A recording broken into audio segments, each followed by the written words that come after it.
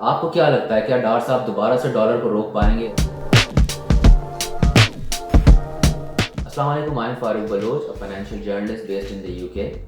Ishaq Dar is the only finance minister in Pakistan's history who ever completed an IMF loan program. Interestingly, ان کو اس بات کے لیے نہیں یاد کیا جاتا بلکہ ان کے فینس اس بات کے لیے ان کو یاد کرتے ہیں کہ انہوں نے ایکسچینج ریٹس کو اسٹیبل رکھا ہوا تھا. There was a time you could buy a dollar for 104 rupees or 105 rupees. And جب سے وہ گئے ہیں it has more than doubled. I think جب انہوں نے چھوڑا تھا اکتوبر 2017 میں اس وقت شاید 110 روپے کا ایک ڈالر تھا اور اب 240 تک کا ہو چکا ہے. اور اب خبریں یہ آ رہی ہیں کہ is coming back to Pakistan اور پھر فائنانس منسٹری کا وہ چارج سنبھالیں گے. اور یہ خبریں 2 دن پہلے کی ہیں اور آج مارکیٹ کھلی ہے تو آلریڈی ڈالر جو ہے وہ 2-2.5 روپے نیچے آ چکا ہے. بٹ یہاں پر کچھ سوال اٹھتے ہیں کہ کیا ڈار صاحب دوبارہ سے ڈالر کو لگام دے سکیں گے، کیونکہ اس کی وجہ سے انفلیشن جو ہے it has gone through the roof. اور اگر وہ ایسا کرتے ہیں تو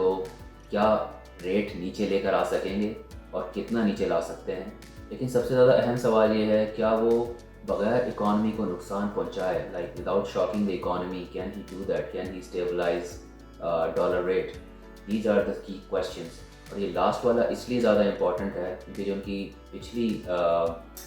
پالیسی تھی ایکسچینج ریٹس کو لے کے، اس کے بارے میں کرٹکس کہتے ہیں کہ it was a disaster for the economy اور it was the reason why Pakistan had to go back to the IMF. اور یہ تحریک انصاف کی حکومت کو جو بیل آؤٹ لینا پڑا تھا وہ ڈار صاحب کی اس پالیسی کی وجہ سے لینا پڑا تھا. ڈار صاحب کی جو ایکسچینج ریٹ پالیسی ہے اس کو انسسٹینیبل اس لیے کہا گیا کہ for every dollar we earned in exports we spend more than 2 in imports. So آپ یہ کہہ سکتے ہیں کہ اگر آپ $1 کما کے اور $2.5 یا $3 خرچ کریں گے تو اوبویسلی ایسا زیادہ عرصے چل نہیں سکتا. اس کو ایک گھریلو بجٹ کی ایگزامپل سے سمجھتے ہیں. فرض کریں کہ ایک شخص جو ہے وہ 50,000 روپے مہینے کماتا ہے but he spends 125,000 every month. This leaves him with a deficit of 75,000 جو کہیں نہ کہیں سے تو پلگ کرنا ہے. تو اگر انکم بڑھ نہیں رہی، آمدنی نہیں بڑھ رہی تو وہ کیا کرے گا؟ یا تو وہ بورو کرے گا لیکن اس کا پھر ادھار بڑھ جائے گا اوور آل. دوسرا آپشن یہ ہو سکتا ہے کہ وہ اپنی سیونگس میں سے یہ جو گیپ ہے اس کو پلگ کرے گا. نا اسیوم کہ اگر اس کی سیونگ جو ہے وہ 4,50,000 ہیں تو 75,000 ہر مہینے اگر وہ خرچ کر رہا ہے ایکسٹرا اپنی انکم کے اوپر تو یہ 4.5 لاکھ کی سیونگ وہ 6 مہینے میں کمپلیٹلی ختم کر دے گا. تیسرا آپشن یہ بھی ہو سکتا ہے کہ کوئی کمبینیشن یوز کیا جائے، یعنی تھوڑا اماؤنٹ جو ہے وہ سیونگ سے لیا جائے، تھوڑا جو ہے وہ ادھار اٹھا لیا جائے. اب ڈار صاحب نے ایگزیکٹلی کیا کیا تھا اپنی پالیسی میں یہ تو میں نہیں جانتا، لیکن اگر اسٹیٹ بینک کا ڈیٹا دیکھا جائے تو یہ کلیئرلی پتہ چلتا ہے کہ ان 2 ایئرز یعنی فسکل 16 سے لے کر فسکل 18 ڈار صاحب کے جانے کے بعد والا ٹائم جو ہے وہاں تک جو ہمارے فارن ایکسچینج ریزروز تھے، ڈالر ریزروز، وہ آدھے ہو گئے. اور یہ ڈالر ریزروز پاکستانی حکومت کی فارن کرنسی میں سیونگز ہوتی ہیں. فسکل 16 کے اینڈ پر 18 ارب ڈالر تھے ہمارے پاس and it almost halved to $9.7 billion by the end of fiscal 18. یہ تحریک انصاف کی حکومت آنے سے پہلے کی بات ہے. سو انآفیشلی آپ کو کچھ جو ہائی لیول آفیشلز ہیں وہی بات کنفرم بھی کر دیں گے کہ اسٹیٹ بینک انٹروین کرتا تھا کیونکہ ڈار صاحب کی پالیسی تھی کہ ڈالر کو اوپر جانے نہیں دینا. انفیکٹ 2.5 سال تک اگر 104-105 روپے پہ روک کے رکھا تو اس کی وجہ تھی اسٹیٹ بینک کرتا یہ تھا کہ اپنے ریزروز میں سے ڈالر جا کے مارکیٹ میں پمپ کرتا تھا، اس کی سپلائی بڑھ جاتی تھی اور سپلائی بڑھنے سے اوبویسلی اگر ڈیمانڈ نہیں بڑھتی اور ڈالر زیادہ ہے مارکیٹ میں تو پھر اوبویسلی ریٹ اوپر تو نہیں جائے گا بلکہ شاید نیچے ہی آ جائے. اور یہ اس وقت کیا گیا جب باقی ملکوں کی کرنسیز تیزی سے گر رہی تھی ڈالر کے اگینسٹ اور پاکستانی روپی آرٹیفیشلی انفلیٹ ہوا تھا، یعنی اپنی جو ڈیمانڈ سپلائی کی ڈائنامکس ہے ان کے مطابق نہیں چل رہا تھا. اس اپروچ کے ساتھ پرابلم یہ ہے کہ اگر آپ اپنا جو ڈیفیسٹ ہے اس کو سیونگ سے یعنی ڈالر ریزرو سے پلگ کریں گے، جیسا میں نے مثال میں بتایا کہ جو آپ 4.5 لاکھ روپے ہر 6 مہینے میں خرچ کر دیں گے اگر ہر مہینے 75,000 روپے سے نکال رہے ہیں تو ڈالر ریزرو کے ساتھ بھی یہی ہوتا ہے. لیکن پرابلم یہ ہے کہ اگر آپ کے ڈالر ریزروز ختم ہو جاتے ہیں یا کرٹیکلی لو لیول پر آ جاتے ہیں جو پاکستان کے ساتھ ہوا تو آپ جو آپ کی اسینشیل امپورٹس ہیں جس میں آئل آ جاتا ہے سر فہرست، کچھ کھانے پینے کی چیزیں آ جاتی ہیں، مشینری وغیرہ آ جاتی ہے جو ہماری ٹیکسٹائل کو چلاتی ہے، تو آپ اپنی اکانومی کو چلانے کے لیے جو چیزیں امپورٹ کرنی ہے وہ آپ کر نہیں سکیں گے کیونکہ ان کے لیے جو ان کی پیمنٹ ہے وہ ڈالرز میں ہونی ہے جو ہم چھاپتے نہیں ہیں بلکہ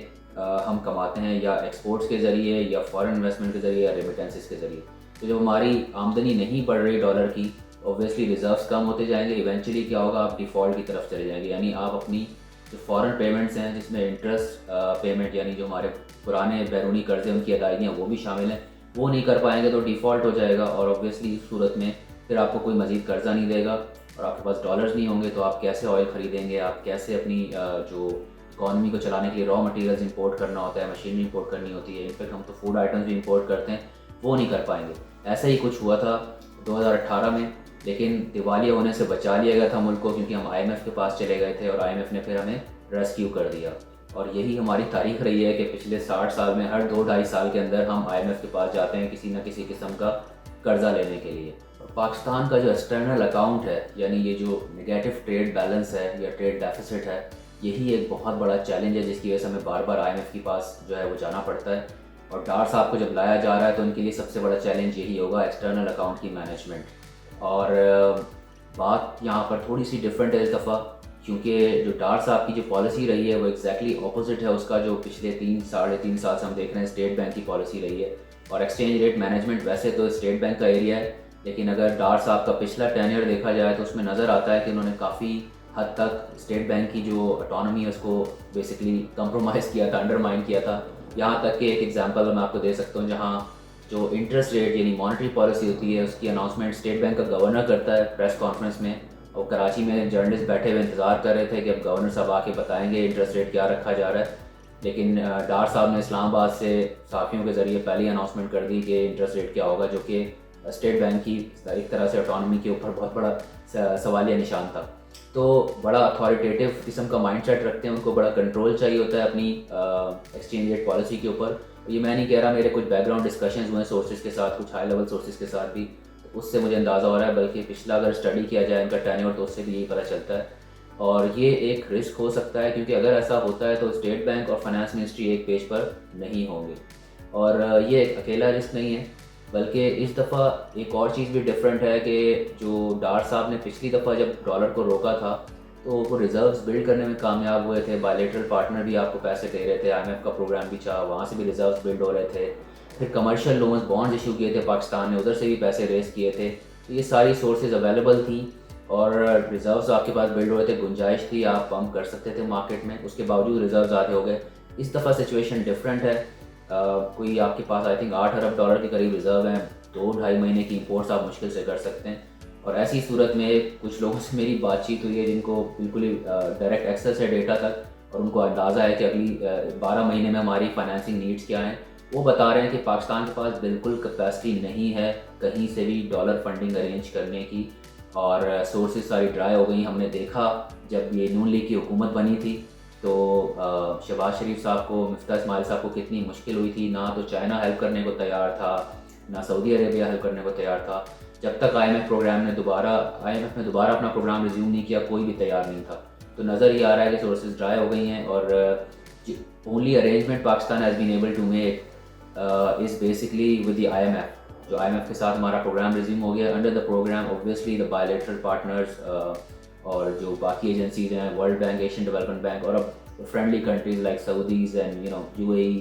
اینڈ چائنا، یہ سارے بھی اب آ جائیں گے۔ تو ارینجمنٹ یہ ہوئی ہے کہ اگلے سال میں for example if you need about 34 billion dollar, ویسے تو ایسٹیمیٹس 40 بلین ڈالرس تک کے بھی آ رہے ہیں، اور یہ گروس فائنینسنگ نیڈز ہیں، اس میں آپ کا جو ڈیٹ سروسنگ ہے، قرضوں کی ادائیگی، وہ بھی شامل ہے، قرضوں کی ادائیگیاں، اور اگر ٹریڈ ڈیفیسٹ ہے کہیں اس کو پلگ ان کرنا ہے، یہ ساری چیزیں ہیں،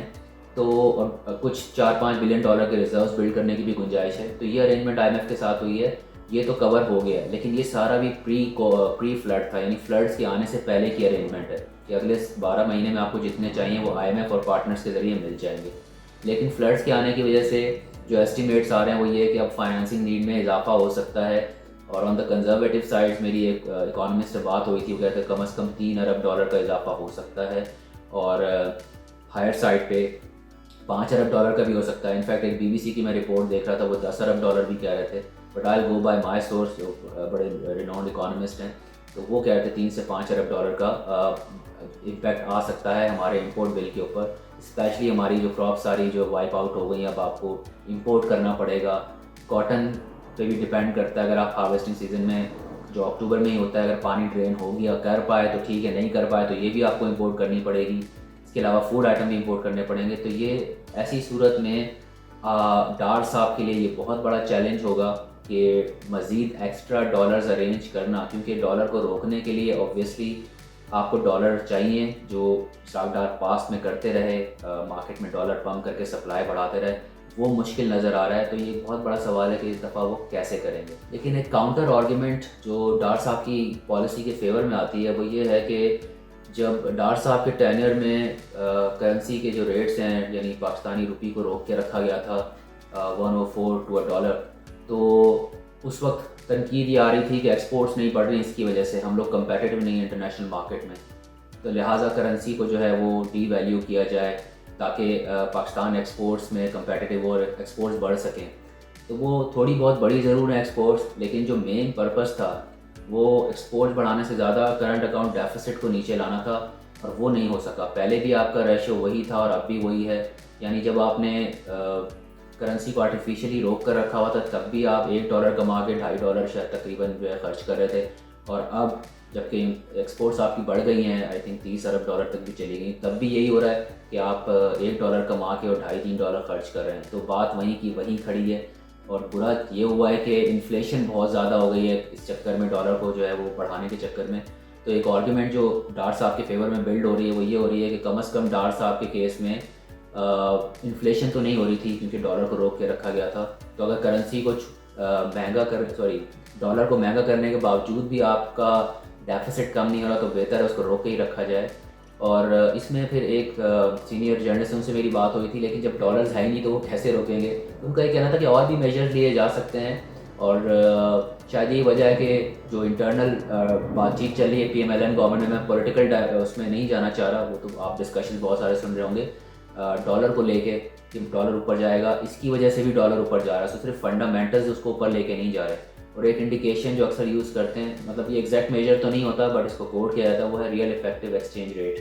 یہ ایک سمجھ لیں ایک میجر ہوتا ہے جس سے پتہ چلتا ہے کہ روپی اور ڈالر اپنی فیئر ویلیو پر ہیں ایک دوسرے کے لیے سے نہیں. اگر یہ نمبر 100 ہے تو اس کا مطلب اپنی فیئر ویلیو پر. اگر یہ 100 سے اوپر ہوتا ہے تو اس کا مطلب ہے کہ پاکستانی روپی جو ہے وہ مہنگا ہے، اور اگر 100 سے نیچے ہوتا ہے اس کا مطلب ہے ڈالر مہنگا ہے. تو اس وقت جو لیٹسٹ تو مجھے نہیں پتا، جولائی کا میں نے نمبر دیکھا تھا 93، تو 7% امپروومنٹ کا مارجن ہے. یعنی ڈالر کو تھوڑا نیچے لایا جا سکتا ہے، کیونکہ اگین بات یہی ہے اگر ڈار صاحب کہیں سے کچھ میجرز لے کے ان چیزوں کو روک بھی لیں گے، اسپیکولیشن کو، اسپیکولیٹو ٹریڈنگ کو، ہولڈنگ وغیرہ کو، تو بہت زیادہ نیچے نہیں آئے گا، یہ سورسز کا کہنا ہے. ایسا نہیں ایکسپیکٹ کر رہے لوگ کہ 200 سے نیچے چلا جائے گا. ہاں 7-8% کا مارجن ہے امپروومنٹ کا، تھوڑا شاید نیچے آ جائے. اور آج ہم نے دیکھا جب مارکیٹ اوپن ہوئی $2-2.5 نیچے بھی آیا ہے. میں بھی شاید یہ ریئیکشن ہے اس نیوز کا کہ ڈار صاحب آئیں گے. اوبویسلی لوگ واقف ہیں ان کے انداز سے کہ وہ کیسے کام کریں گے. اب سوال آگے یہ ہوتا ہے کہ مفتاح اسماعیل صاحب بھی یہ کر سکتے تھے. اگین ایک بڑی اچیومنٹ تھی مفتاح صاحب کی کہ انہوں نے یہ جو IMF کا بیل آؤٹ ریزیوم کروایا، کیونکہ پاکستان بالکل ڈیفالٹ کی طرف جا رہا تھا اور حالات کافی خراب تھے. اس پہ میں نے بھی رپورٹ کیا ہے، پاکستانی میڈیا نے کافی رپورٹ کیا اس پہ، آپ نے دیکھا ہوگا. اور یہ اگر ڈیفالٹ کی طرف ہم چلے جاتے تو سری لنکا کی ایگزامپل ہمارے سامنے تھی، وہی حال ہونا تھا. جتنا بھی برا ہو رہا ہے شاید اس سے زیادہ برا ہوتا، لیکن یہ ایک اچیومنٹ تھی. فائر فائٹنگ میں وہ لگے رہے 2-3 مہینے میں، لیکن اوبویسلی آگے اب الیکشن بھی آ رہا ہے. تو پاکستان کے کیس میں یہی دیکھا جاتا ہے، اور یہ میری انٹرنیشنل ساورن ایکسپرٹ سے بھی بات ہوئی تھی یہاں پہ کوئن میری یونیورسٹی میں، پروفیسر روڈریگو. وہ یہ کہتے ہیں کہ یار پاکستان کو جو ہے نا عوام کو بھی یہ پوچھنا پڑے گا اپنے پولیٹیشین سے کہ آپ کیوں اتنا خرچہ کرتے ہیں جو آپ کی ضرورت نہیں ہوتی، آپ یو آلویز اوور اسپینڈ. اور جب الیکشن آنے والا ہوتا ہے تو یہی ہوتا ہے، جو حکومت وقت ہوتی ہے they start spending so much that they end up creating a big deficit which is then plugged in either through borrowing یا پھر آپ IMF وغیرہ کی طرف جاتے ہیں کیونکہ آپ اپنے ڈالر ریزرو پھونک دیتے ہیں، کیونکہ آپ کو الیکشن کے آس پاس پاپولسٹ ڈیسیجنز لینے ہوتے ہیں جو کہ شاید مفتاح صاحب نہیں لے پا رہے تھے. اگین اس پہ بہتر تو وہی بتا سکیں گے، لیکن یہ باتیں مارکیٹ میں جو میں نے سورسز سے بات کی ہیں یہ چل رہی ہیں باتیں. اب دیکھنا یہ ہے کہ کیا ڈار صاحب کچھ ڈفرینٹ کر پائیں گے، کیونکہ ہماری جو پاکستان کی ہسٹری ہے اس میں اس اسٹوری کا اسکرپٹ چینج نہیں ہوتا. فائنانس منسٹر چینج ہو جاتے ہیں، آپ نے مفتاح صاحب کو ریپلیس کر دیا ڈار صاحب سے، اگین انادر چینج. کیا یہ مسئلہ حل کرے گا؟ I don't know, let's see. کیونکہ جیسا میں نے کہا نا کہ اسکرپٹ چینج نہیں ہوتا. ہر حکومت الیکشن کے آس پاس اسپینڈنگ کرتی ہے اور اپنے ضرورت سے زیادہ خرچ کر دیتی ہے، ڈیفیسٹس کی ریٹ ہوتے ہیں اور پھر بھی رن آؤٹ آف ریسورسز، اور بعد میں پھر ہمیں جانا پڑتا ہے IMF جیسے لوگوں کے پاس. آپ کو کیا لگتا ہے کیا ڈار صاحب دوبارہ سے ڈالر کو روک پائیں گے اور کتنا نیچے لے کے آ سکیں گے؟ کیونکہ لگ نہیں رہا کہ ان کے پاس اتنا مارجن ہے. اور اپنے کامنٹس کے ذریعے اپنی رائے ضرور بتائیے گا تاکہ ہمیں بھی پتہ چل سکے. اور آپ سے جلد دوبارہ ملاقات ہوگی. اپنا خیال رکھیے گا. اللہ حافظ.